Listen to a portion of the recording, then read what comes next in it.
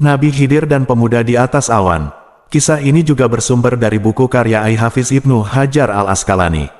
Dalam momen berbeda, ada kisah yang menceritakan bahwa pada saat Hasan Basri berceramah di hadapan jamaahnya, tiba-tiba datang seseorang yang matanya indah, sayu, nan lembut kehijau-hijauan.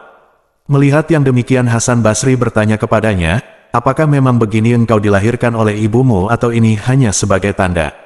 Orang itu berkata, "Apakah engkau kenal kepadaku, wahai Abu Said?" Hasan Basri berkata, "Siapa engkau sebenarnya?" Lelaki itu memperkenalkan dirinya sehingga jelaslah bagi semua jamaah yang ada di tempat itu. Hasan Basri berkata lagi, "Tolong ceritakan bagaimana kisahmu." Lelaki itu berkata, "Pernah pada suatu hari dahulu, aku mengangkut semua barang-barangku ke dalam kapal. Aku berlayar menuju Cina. Ketika berlayar mengarungi lautan yang dalam, tiba-tiba angin bertiup kencang.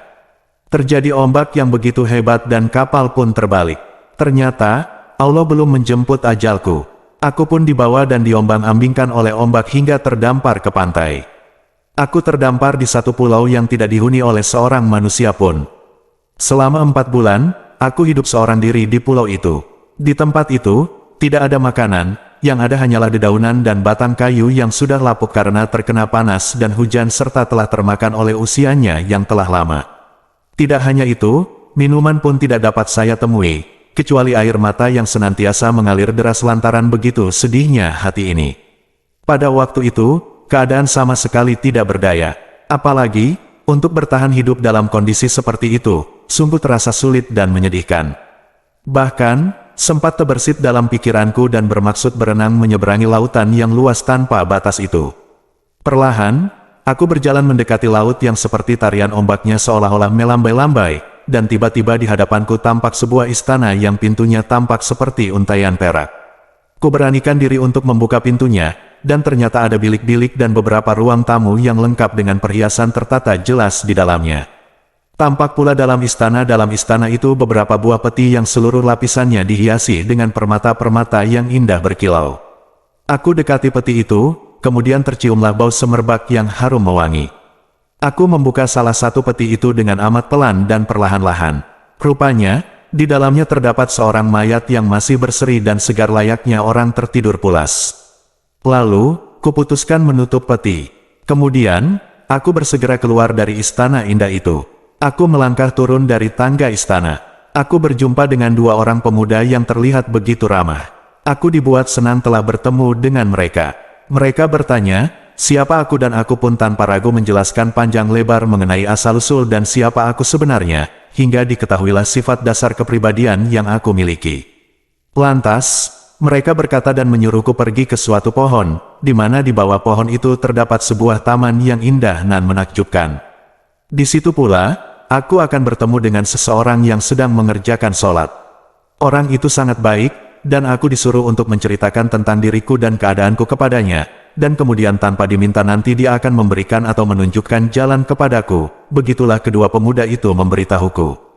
Berdasarkan petunjuk mereka, akhirnya aku pergi menghampiri pohon tersebut, dan benarlah kudapati di bawah pohon tersebut seorang laki-laki tua, dan tampaknya sedang duduk melakukan zikir.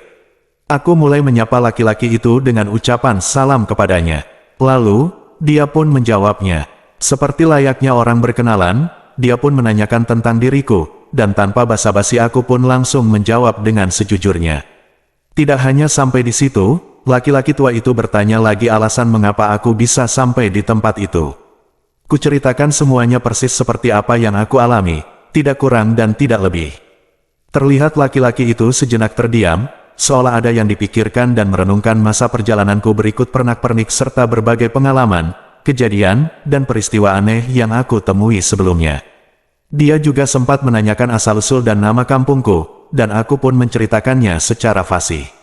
"Kalau begitu, duduklah di sini," laki-laki itu berkata. Seraya duduk, aku pun tak henti-hentinya memperhatikan laki-laki itu. Momen ini sungguh menjadi pengalaman yang menggugah batin dan jiwaku. Tanpa disangka-sangka, pada saat itu juga, tiba-tiba tumpukan awan datang dan mendekati beliau.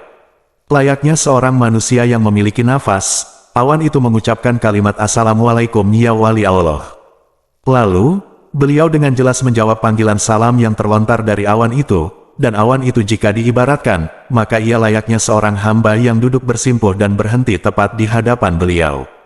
Lalu terjadilah dialog antara laki-laki itu dengan awan tersebut. "Kemana engkau hendak pergi?" tanya beliau kepada awan. Awan itu menjawab, "Aku hendak pergi ke suatu kampung ini dan kampung ini." Selepas percakapan itu, dengan cepat, awan itu pun beranjak pergi menghilang seperti ditiup angin. Peristiwa tidak hanya sekali aku saksikan, sebab pasca itu, datang lagi awan-awan yang lain silih berganti, dan kesemuanya berhenti di depan dengan posisi seperti orang yang takzim kepada beliau. Dan seperti biasa, beliau pun selalu melempar pertanyaan kepada awan-awan yang datang, "Kemana engkau mau pergi?" Awan itu pun menjawab, "Saya hendak pergi ke Basrah." Beliau berkata, "Kalau begitu, turun dan mampirlah terlebih dahulu." Seperti ada gairah dan rasa kepatuhan dari setumpuk awan yang datang itu. Dalam waktu yang tidak lama, awan-awan itu turun dan berhenti di hadapan beliau. Beliau berkata, "Bawa orang ini ke depan rumahnya dengan selamat. Sepertinya awan itu siap untuk mengantarkan saya." Namun, sesaat sebelum berangkat, dengan dipenuhi tanda tanya besar, saya bertanya kepada laki-laki itu, "Demi Tuhan yang telah memuliakan engkau, ceritakanlah kepadaku dengan sebenar-benarnya kabar, bahwa istana apa yang aku singgahi tadi, siapa dua orang pemuda yang ada di sana, dan jujurlah kepadaku, siapa engkau ini?" "Istana yang engkau singgahi itu adalah tempat para syuhada yang gugur di laut.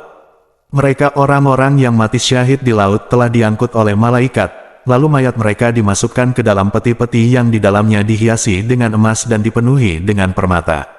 Peti-peti itu disimpan di dalam istana seperti yang engkau lihat, dan peti-peti itu juga disirami dengan wangi-wangian sehingga tercium bau harum yang terasa di hidung. Adapun dua orang pemuda tampan yang engkau jumpai tadi sebenarnya adalah hamba Allah, yaitu malaikat yang mendapat tugas untuk mengurus mereka orang-orang yang mati syahid di laut baik di waktu pagi dan petang. Sedangkan aku ini adalah Khidir, dan aku dahulu pernah memohon kepada Allah agar aku diberikan kesempatan untuk hidup dan berkumpul dengan umat Nabi kamu, yaitu Nabi akhir zaman, Muhammad Sallallahu Alaihi Wasallam. Akhirnya, aku dibawa awan tersebut dan menjumpai engkau. Sewaktu terbang bersama awan, aku terperanjat dan dibuat kaget karena aku melihat suatu kejadian aneh dan mengejutkan itu. Oleh sebab itulah mataku jadi seperti yang engkau lihat ini, kehijau-hijauan." Apa yang dialami laki-laki itu sungguh membuat yang mendengarnya berdecak kagum dan bertanya-tanya, demikian juga dengan Hasan Basri. Setelah mendengar cerita tersebut, dirinya berkata, "Sungguh mengagumkan pengalaman hidupmu.